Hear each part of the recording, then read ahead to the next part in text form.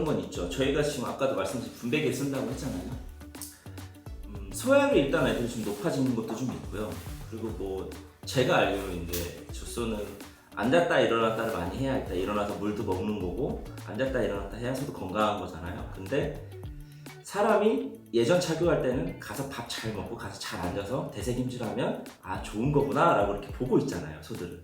근데 지금 저희 같은 로봇 같은 경우는 어쨌든 낮에 한번 착유를 한 번 더 하니까 안 일어나면 어쨌든 사람이 개입을 하잖아요.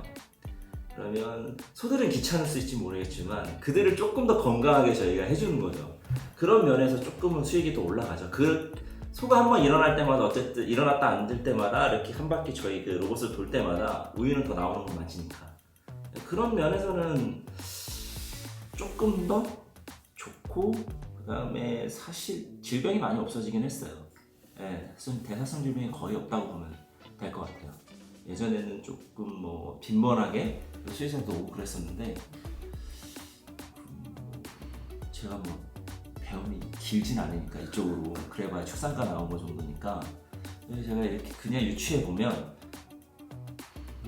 뭐라고 해야 될까, 소들이 조금 더 소식하고 움직이고, 소식하고 움직이는 사람이랑 똑같은 것 같아요. 네, 조금 먹고 움직이고 조금 먹고 움직이는 것처럼 예전에는 많이 먹고 앉아있다가 또 차교로 갔다가 또 그냥 쉬다가 많이 먹고 이런 거였다면 지금은 조금 더 활동성 있게 돌아다니니까 소들이 조금 더 건강해라고 해야 될까요? 그러면서 당연히 건강하면 소들이 안정적이니까 당연히 유량도 올라가고, 그런 면에서 조금은 더 뭐 평균 유량도 일반 차교할 때보다 한 5% 정도 상승했는데 그때보다 오히려 그 유사비는 조금 줄은 것 같아요. 그러니까 수익은 조금 더 많이 늘었겠죠, 저희가.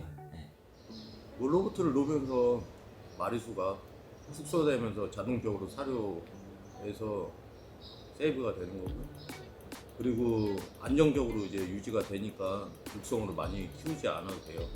그래서 이제 육성에 대한 그 육성에 대한 사료값이나 뭐 육성으로 키울 때 발생하는 그 비용이 많이 줄고